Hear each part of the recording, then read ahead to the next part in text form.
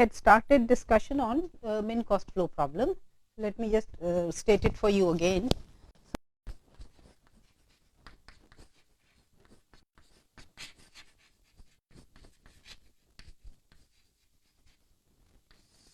Yes, this was minimizing. So, given a directed graph, that is understood.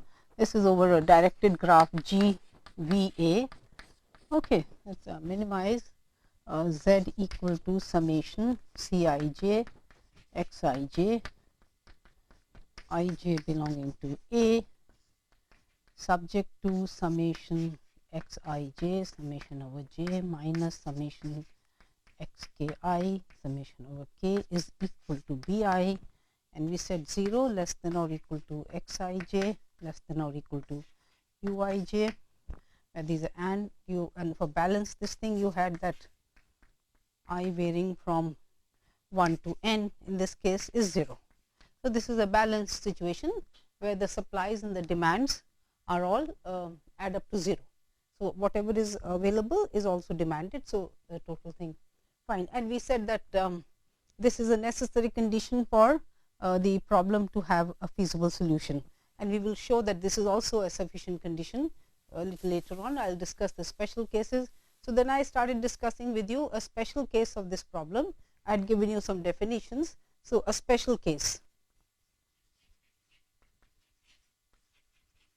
Special case, and this special case comes because your graph G is a bipartite graph. Okay, a bipartite means that you can divide the graph into two node sets where the connections are from one node set to the other. In other words, you can write your V as union of V1 union V2, right, and Ij belonging to A implies I belongs to V1 and J belongs to V2. So, you have only arcs going from nodes in V1 to nodes in V2. If you have this special case, then just see, look at the constraints, and I told you that we will take the supplies as okay, you can okay, leave them as BIs, but if the node I, and this is of course for all I, this constraint, right. So, consider a node in V1. So, that's we will treat that as a supply point, because arcs are going from V1 to V2. So, supplies are available here and demands are here. So, the nodes arcs go from V1 to V2 and you supply the amounts that are required at nodes in V2, right. So, for if node I belongs to V1, then you see these arcs are absent, and so this constraints will reduce to say summation Xij summation over J varying from 1 to n, let us say, or okay, yes, and here, and this is equal to Bi, where we are assuming that I varies from 1 to n 1 to m, right. And then similarly, when it is a supply point, it is a demand point, that means a node is in V2. If a node is in V2, then there are no arcs going out of V2, right. The arcs are only going from V1 to V2. So, this part will be 0, and therefore, this will reduce to minus summation Xki summation over K. This is equal to Bi. In this case, or maybe I should, okay, let me write this as J, just to make distinguish between. So, J varies from 1 to n. So, that means I am assuming that the cardinality of this is m and cardinality of this is n, and so the cardinality of V1 U2 V2 is m plus n. So, the total number of nodes is m plus n, and you have this. So, here this is fine, because your Bj's will be negative. The demand quantities are negative, we treat them as negative, and or if you want to be more specific, just write Bj here, right. So, we are assuming that Bj's are less than 0. So, this becomes minus Bj, sorry, I mean Bj's are all greater than 0. So, minus Bj is negative. So, this is so this special, so these constraints will reduce to this special structure. Okay. You can take a small picture, just take a situation where you have 1, 2, and then you have 1, 2 and 3. So, this is your V1, this is your V2, right. So, we are saying that the arcs are going from here to here, yes, and this is this and this. Okay, I'm right now assuming that you have arcs going from 1 to all the markets. Similarly, from 2 also you have arcs going to all the markets, and we will later on consider the more general situation when every supply point is not necessarily connected to every demand point. Fine. So, this would be your transportation problem, and here your decision variables. So, for example, x11, x12, x13, these are the decision variables connected to your first supply point, and x21, x22, x23 would be the decision variables related to second supply point, and you have to decide how much to send from where to where, given that you have a, this is B1, B2, and this will be B1, B2, B3. So, the confusion will not arise, because the when you formulate the problem, it will be clear which is supply and which is demand, though some of the textbooks also write these as the supply points, the supply amounts, and D1. So, the names are suggested, these are the M supply quantities and these are the N demand quantities. So, you can also formulate the problem with SIs and DJs, that is okay. Yeah, so let us see now the simplifications just come through, and because we are looking at the structure, special structure. So, here also we said that because of, so this condition holds, right, because that is a necessary condition. Even when we take the special case, the necessary condition holds, and in this case I will show you for the transportation problem right now, and then in general that this is also a sufficient condition for a feasible solution, for the problem to have a feasible solution. So, at least for network flow problems, feasibility is not a big concern, right, and once you put this condition, then you are sure that there will be a feasible solution always. So, we do not have to worry about phase 1 working out with phase 1 and so on. Okay. Now, let me just also show you that so the node arc incidence matrix in this case, what will it be? So, the constraint node arc incidence matrix is actually m plus n by m plus n, sorry, mn, because your number of variables are mn, right, m supply points, n demand points. So, if you have connections from every supply point to every demand point, this will be mn. So, mn arcs and m plus n nodes. So, the node arc incidence matrix will be this, but how can you, and you see that if you look at the column aij, that means the column for the arc connecting node I in the supply point to node j in the demand set, and aij will actually look like ei and ej, where ei is m dimensional unit vector,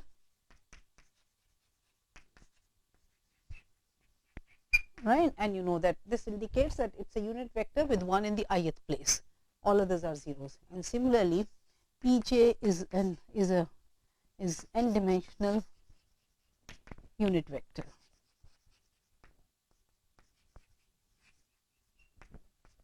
Okay, this is unit vector. Okay, so you have m plus n elements here, because m plus n rows and mn columns to this thing. So, you have this is a very simple structure, and you will see how your calculation of the simplex quantities becomes so simple. Okay, now just one more thing here. See, if you add up as we did for the flow problem general, if I add up these constraints, so this will be with respect to I, and I sum up these with respect to j. So, you see these quantities will be the same, because here you are summing up all the xij's, here also you are summing up all the xij's, and so sigma bi. So, what will it be? So, when you add up these things, yeah, so now I sum up this, I add up these with respect to I add up these with respect to j, add, then you get 0 on the left hand side and also 0 on the right hand side. So, what does it show you? That the so this tells you that the rows of A are linearly dependent, right, because since the sum of the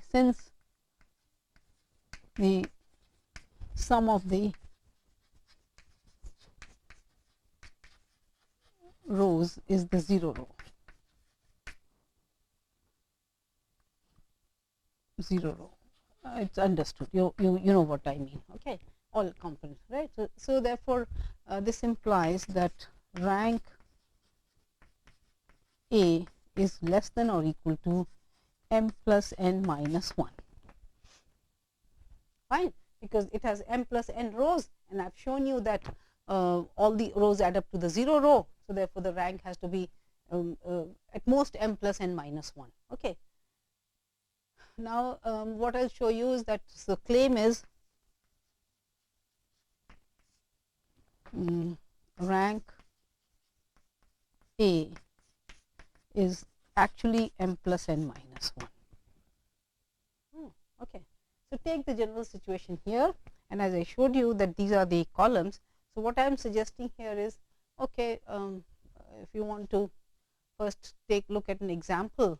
So for example, for this matrix, for this problem 2 by 3, where 2 supply points and 3 demand points, what would be your so first of all, so for the 2 plus 3 5, for the 5 by 6 node arc incidence matrix,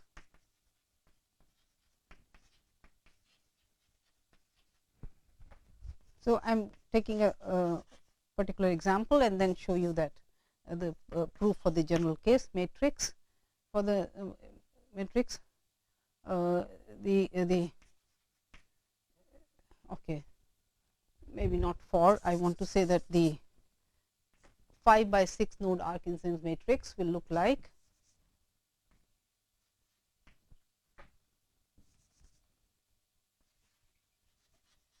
as follows. Okay. So we said that the first one will be E1 E1, so that will be 1 0. This is 2 dimensional, then 1 0 0. That's the first corresponding to x11. Then this will be again E1 and E2. So this will be 1 0 0 1 0. Then E1 3, like E1 and E3. So you're numbering the columns as x11, x12, x13. Then you will have x21, x22 and x23. So these are your columns, the corresponding arcs, and these are the nodes 1 2, and these are the 1 2 3 for the supply, right. So it's something like this. Fine. So x13 would be 1 0, and this is 0 0 1. Fine. Similarly, for 2 1 will be 0 1, then 1 0 0, because it will be E2 and E1. Similarly, this will be E2 E2. So 0 1 0 1 0. Then E2 3 would be 0 1 0 0 1. So this is what your matrix will look like. Then node arc incidence matrix. And we are saying that, and so what we were saying here is, okay, by the way, I should have written minus sign. Okay, later on we'll revert to yeah, okay. So right now I'm writing the constraint with the minus sign, but since you see both sides it's negative sign, so we can do away with the minus sign. But right now showing you that the rank is actually m plus n minus 1, it will be easier. So let's keep the minus signs, and then later on we'll remove them. So here you see what we were saying is that if you add up these 2 rows, you get 1 1 1 here, right? And if you add up the last 3 rows, you again get minus 1 in all the 6 places, and therefore the sum of these 2 rows is minus times the sum of the last 3 rows, and so they add up to 0. So therefore the rows cannot be linearly independent. So the rank has to be less than or equal to m plus n minus 1 is what we are saying, right? And now to prove that the rank is actually m plus n minus 1, I'll demonstrate to you a basis. If I can show you that there are always m plus n minus 1 columns present in the node arc incidence matrix which are linearly independent, I am done, right. So, we can also have a proof which is which uses method of contradiction, or it uses the method of construction. So, that is what we are doing. We are going to construct for you a basis. So, let us show you the proof is simple. So, now you have this picture in mind as to how the node arc incidence matrix looks. So, claim is this, and I am saying that for the general matrix proof, consider the set of columns, set of m plus n minus 1 columns as follows. I am saying consider A11 to A1n. So, the first n columns, fine, A11 to A1n. Then I want you to choose, select a column which would be, this will be A21. So, you see, actually you saw that here in this case corresponding to each supply point you have a block of rows, columns. So, like x11, x12, x13, then here you had x21, x22, x23. Similarly, if you had another supply point, it will be 31, 32, 33. So, for each supply point you have a block of columns. Okay. So, this will be so then from the first block I am selecting all the n columns, then from the remaining m minus 1 columns I will select one column, first column of each. So, A21, A31 and finally AM1. Is it okay? Yes, A21, A31, AM1. Okay. So, how many you have? M minus 1 here and n here. So, the total number of columns is m plus n minus 1. Okay. So, therefore, what does it look like? See, I can write it out, E1, E1 and so on, E1, En, these are this.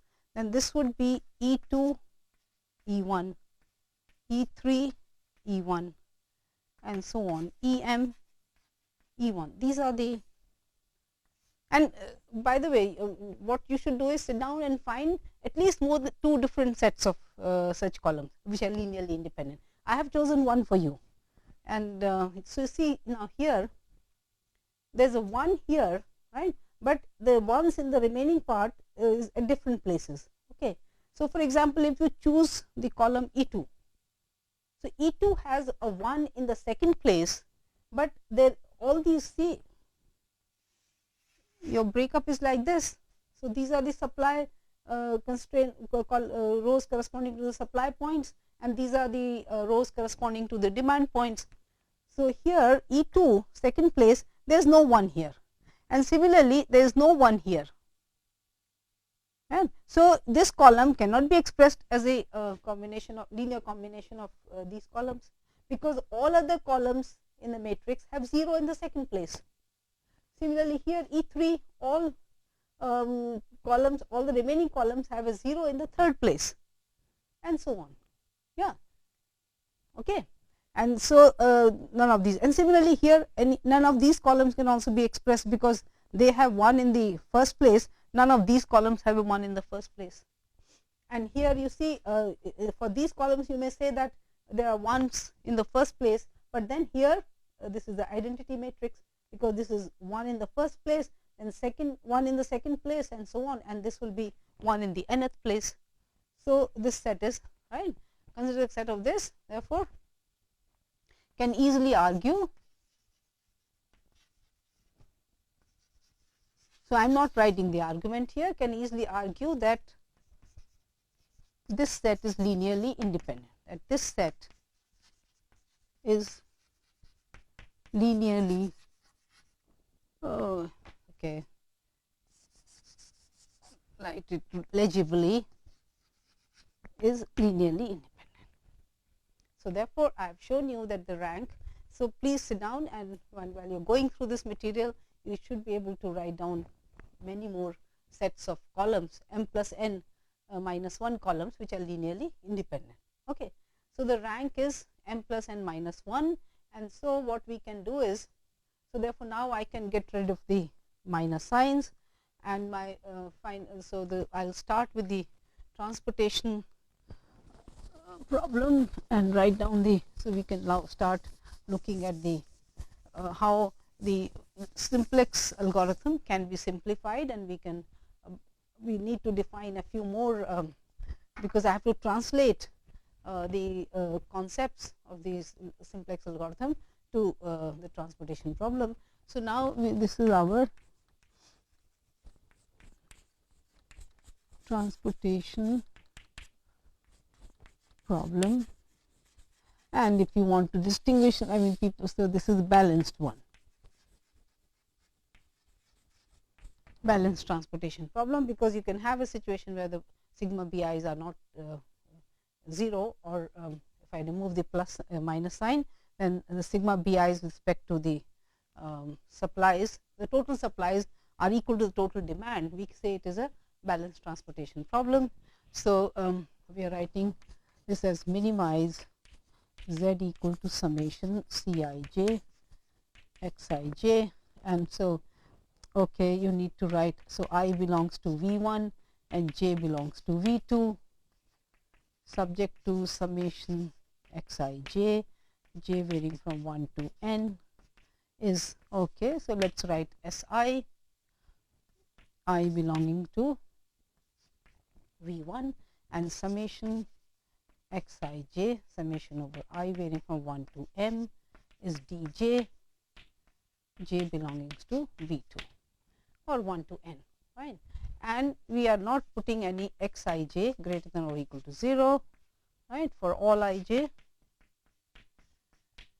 That means the upper bound constraints I am right now ignoring. I am saying there are no upper bound constraints later on. So this is really a special case of the general min cost flow problem that I formulated for you, and then we will come back to the upper bound constraints also, the upper bounded version of the transportation problem.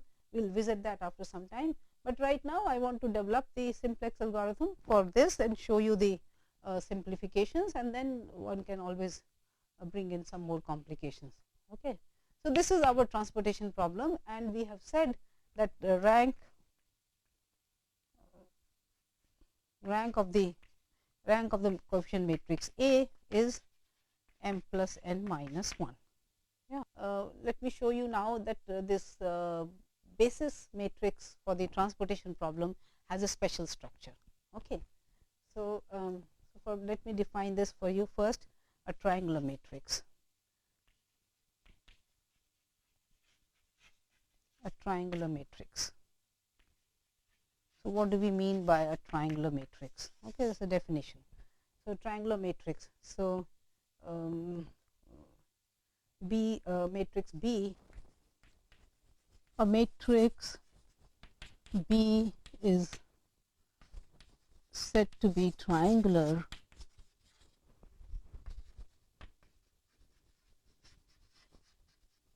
if it can be written as a lower triangular matrix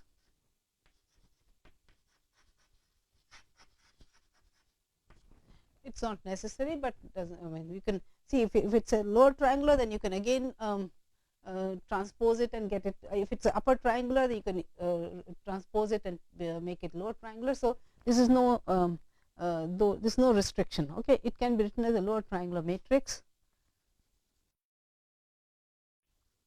by permuting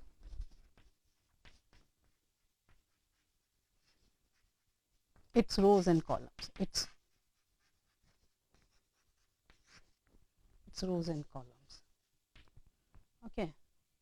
So this is what a matrix is said to be triangular. So if it can be written as a lower triangular matrix by permuting its rows and columns. Okay. And so what would that mean? That here, so it has the following properties. A triangular matrix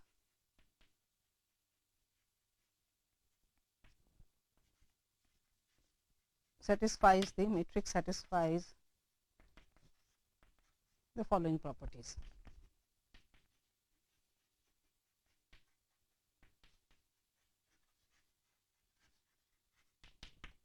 Okay, what are the properties?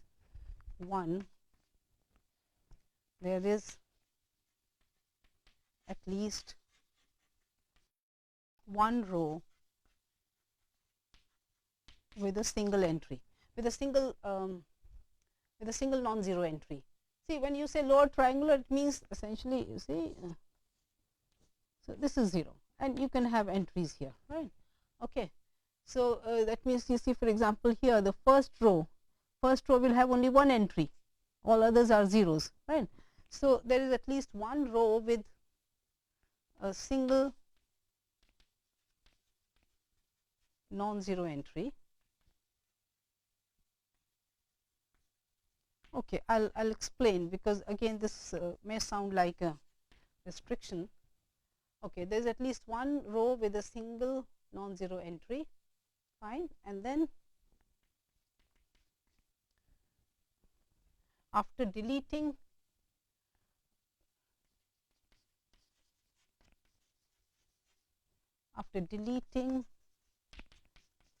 the row, this row, and the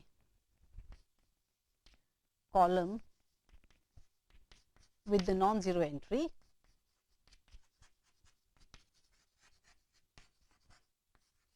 the reduced matrix, which will be m plus n minus 1, m plus n minus 2 by m plus n minus 2, also has the same property, which has property 1. Okay, that means again you can find a row with one single non-zero entry. Okay, here, by the way, we are defining this for a basis matrix, because I am saying non-zero. See, okay, let me write it down. A zero matrix is also lower triangular, by the way. Yes, because all entries are 0, so it's lower triangular. So we are actually here defining a basis matrix, because I am saying non-zero entry, and it should be clear to you why. So maybe somewhere I should say that a triangular matrix, a triangular non-singular matrix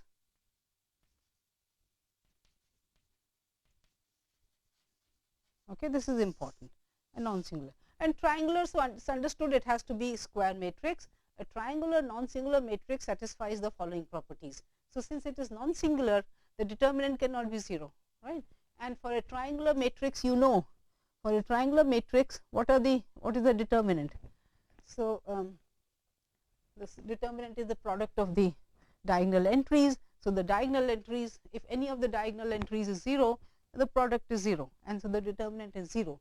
So therefore, since it is non-singular and it is triangular, therefore there is at least one row with a single non-zero entry. Okay, and that becomes the we will make it the diagonal element, because we will bring that row to the top, right? Then what we are saying is that you remove this row and the corresponding column, then what you are left with is again a non-singular matrix, and since it is triangular, it will again have a row with single entry, right? Because this second row now will have a only one non-zero entry, right? Because this one has been struck off.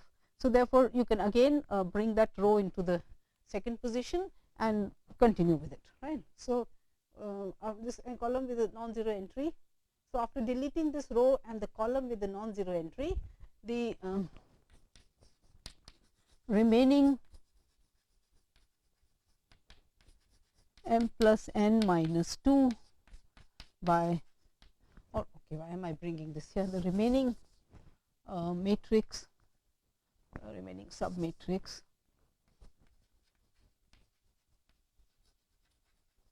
has property 1. So once, so therefore, a triangular matrix can always be will always satisfy these two properties, and therefore we can always keep bringing the rows, consecutive rows here in the top, and then we will come to a triangular matrix, right? Okay, so so therefore now we say that the basis matrix for the transportation problem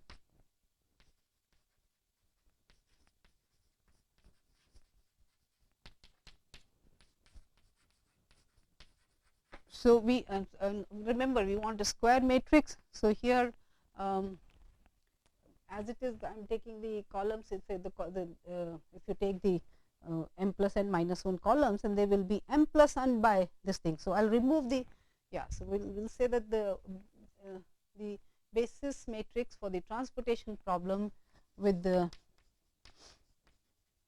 last row removed is m plus n minus 1 by m plus n minus 1 triangular matrix.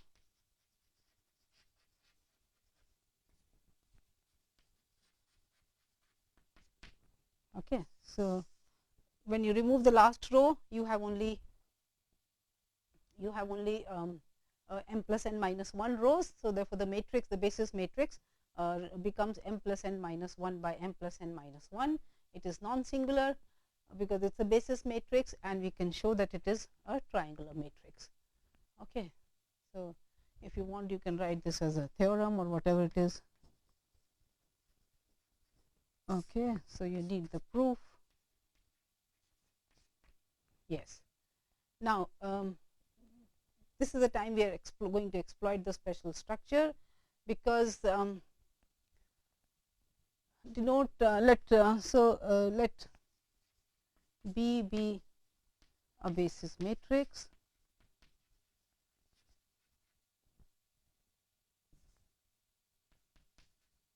and if it has twice m plus n minus 1 positive entries. So now I am referring to this situation, right? I have taken remove the minus sign. So 2 m plus n ones, or write just ones, right?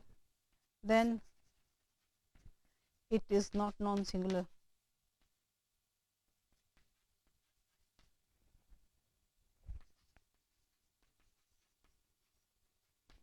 Yes.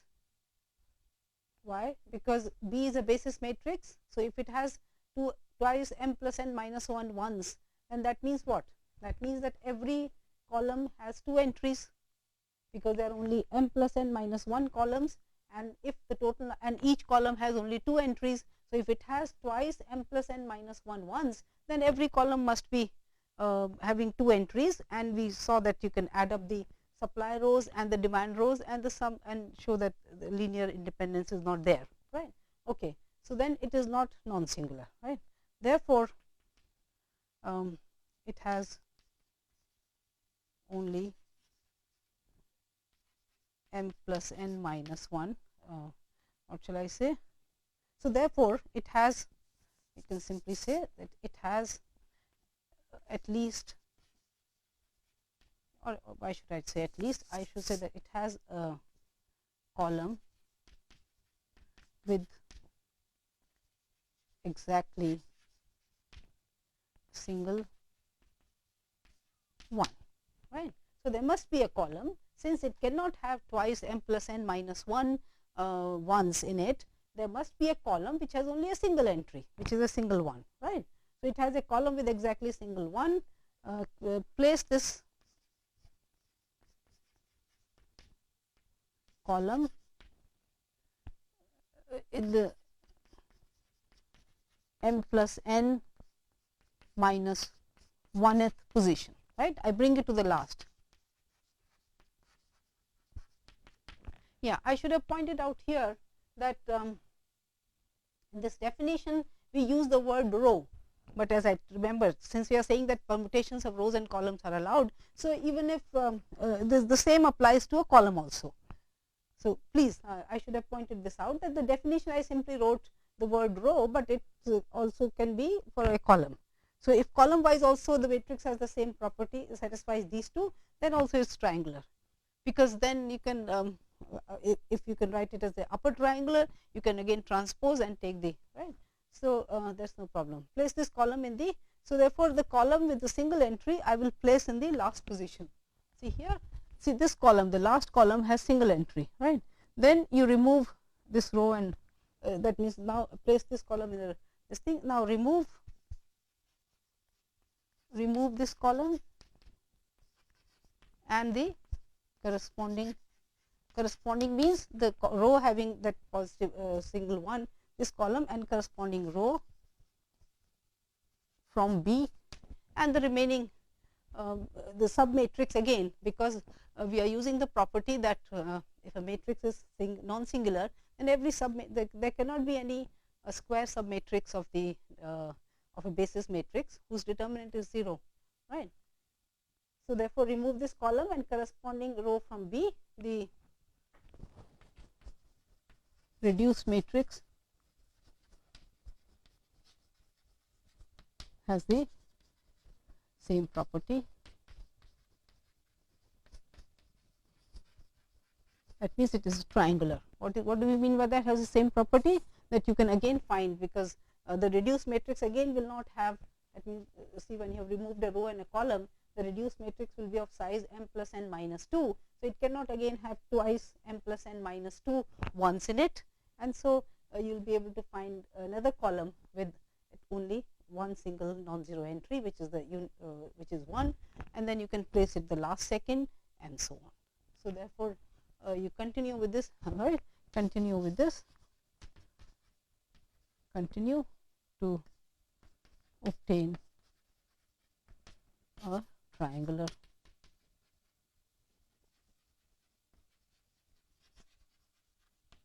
okay.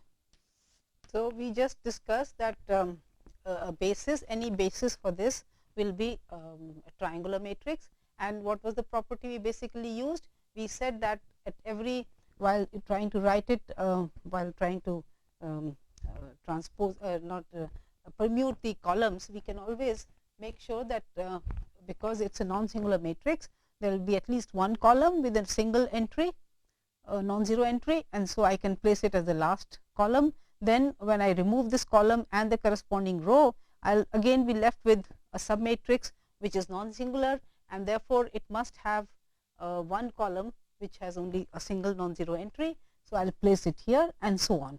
See, so basically I am exploiting the idea that for any non-singular matrix here, for this particular coefficient matrix, will have will not have all columns having two ones in it. Essentially we are using that property, right? And as I go on deleting a column with a single entry and the corresponding row, I will again be left with the submatrix which has a column which has only one positive entry in it, which is a single one. So essentially we are using this, and we will reformulate this in another way. So in any case, when you have this, see, what is the idea behind trying to show that the basis matrix is triangular? See, if you have for any triangular matrix, for any triangular matrix,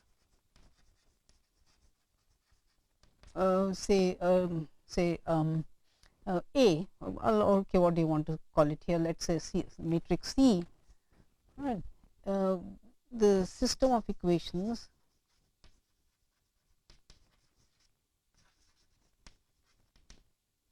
Cx equal to, let us say, D can be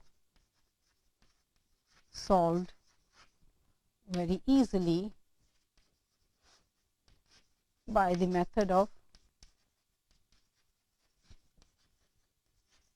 backward substitution, of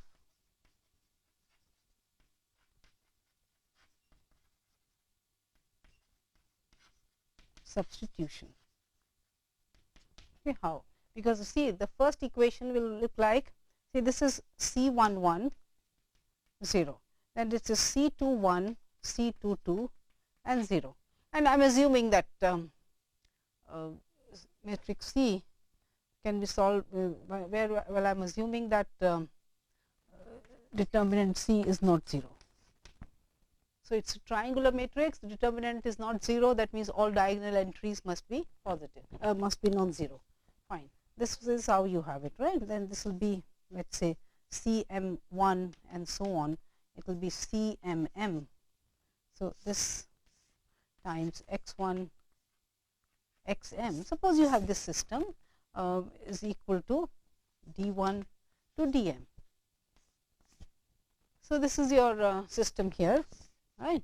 Now, you see, because this is a single entry here, this equation reduces to, so the first equation reduces to, first equation is C11 x1 is equal to D1, which implies that x1 is D1 by C11, since C11 is not 0. Well, all diagonal entries are non-zero, right. So, once you have the value of x1, the second equation is, and the second equation is C21 x1 plus C22 x2 is equal to D2. Now, since I already have the value of x1, I have the value of x1, this implies that C21 into D1 upon C11 plus C22 x2 is D2. Yeah, I am just showing you the details so that you get the idea in your mind, get it fixed, and therefore, this implies that your x2 is equal to D2 minus C21 into D1 C11 into 1 upon C22, where again C22 is not 0, right. So, by this backward substitution, you can immediately get your solution to the system of equations, right. Now, for the triangular case, in the case of, okay, I should say, in the case of transportation problem,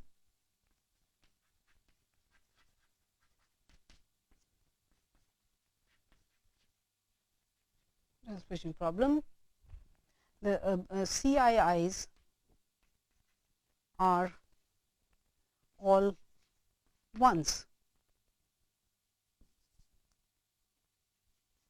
because every column has only 2 ones in it and it is a non-singular matrix. So, these have to be ones.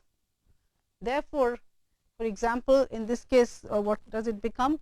And so, see, the thing is that, to simplify notation, because since we have permuted the rows and columns, so something, whatever was S1 will be something else and so on. So, I am not going into it, but the basic, you can just translate this concept to the concept here, in the sense that if your matrix is triangular and you are solving this system of equations, then you can, this, the first equation will be what? So, the first equation would be something like C11 is 1. So, it will simply be, okay, I am calling x1 here, but it will be some particular xij. So, x1 will be simply D1, right. And then similarly, x2 would be what from here? Just put your C11s and C22 to ones. So, this will be D2 minus, again C21 will be plus 1. So, this will be something like D1. Yes, because the entries in this matrix for the transportation matrix are all here going to be plus 1s and zeros. So, it is possible that this is either D1 or this may be D2, does not matter. But so, therefore, you can see immediately that because the triangular matrix, because the basis is the triangular matrix, the basic solution. So, a basic solution, a basic feasible solution for, let me refer to this problem as 1 here. So, a basic feasible solution for 1 will be of the form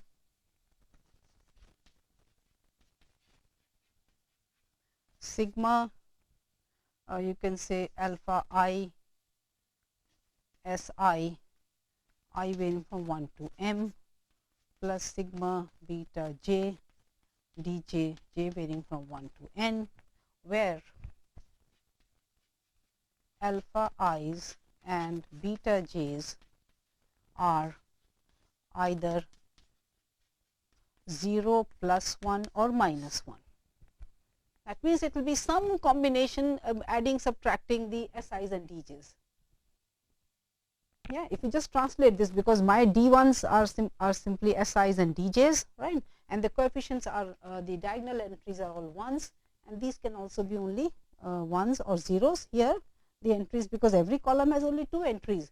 So, obviously, the question of all these being positive doesn't arise. It's just that you'll have some ones here, then some ones here, but diagonal entries will all be ones, and so you'll be adding and subtracting the supplies and demands together. So this is this, right? And so you immediately have this property that in case SIs and DJs are all integers,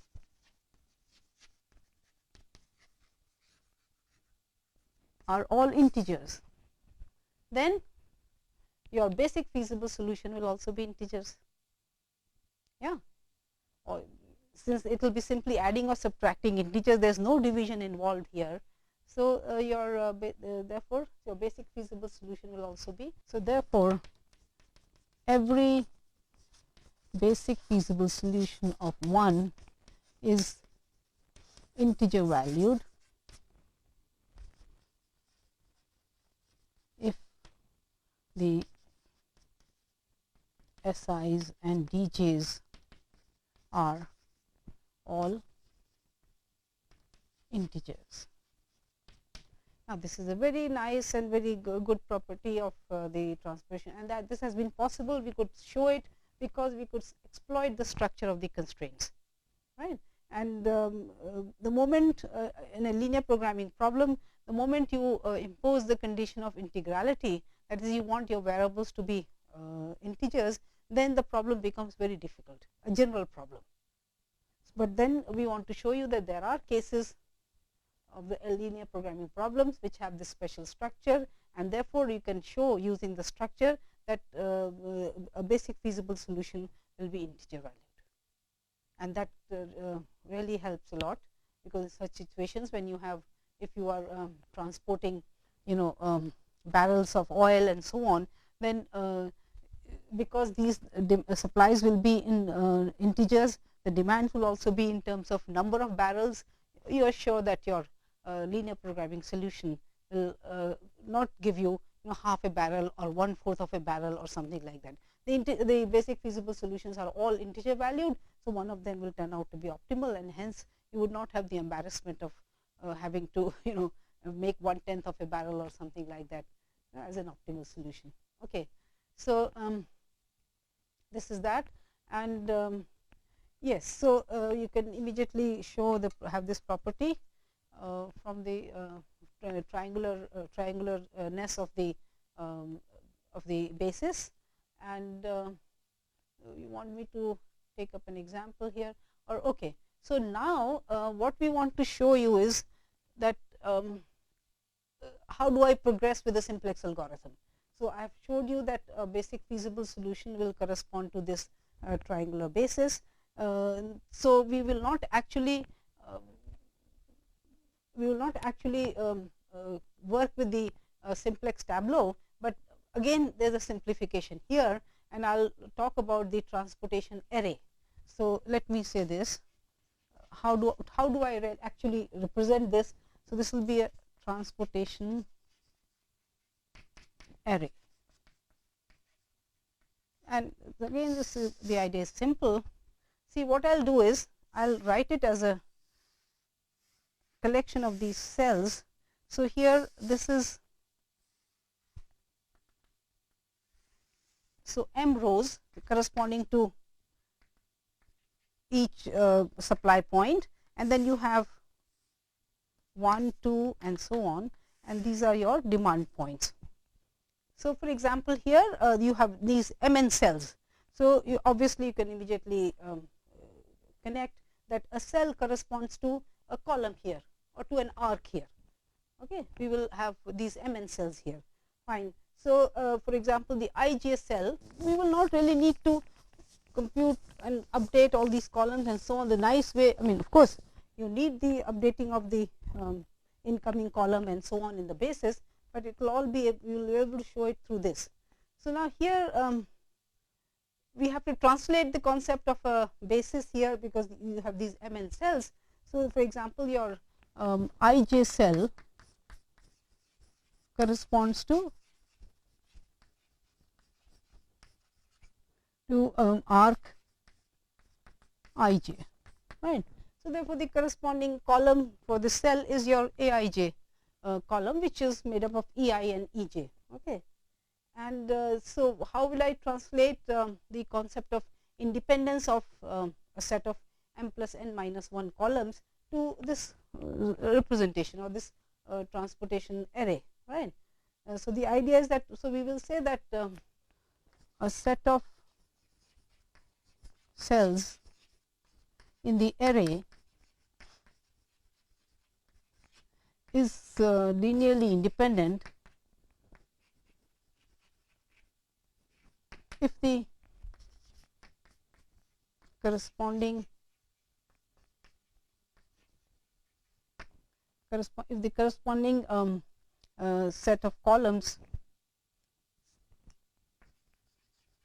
set of columns is linearly independent.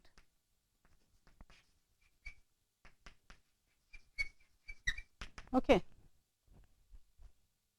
So the same thing, that means here the cells. So for example, you cannot have these 4 cells as linearly independent. Why? Because you see, if you write down what would this correspond to, say for example, so we are saying for example cells 1 1, 1 2, then 2 1 and 2 2 are not linearly independent. So we can argue, see for example, I will write 1 1 as E1 and E1, right. Then what I can do is 1 2. So I will write this as minus E1 E2, right.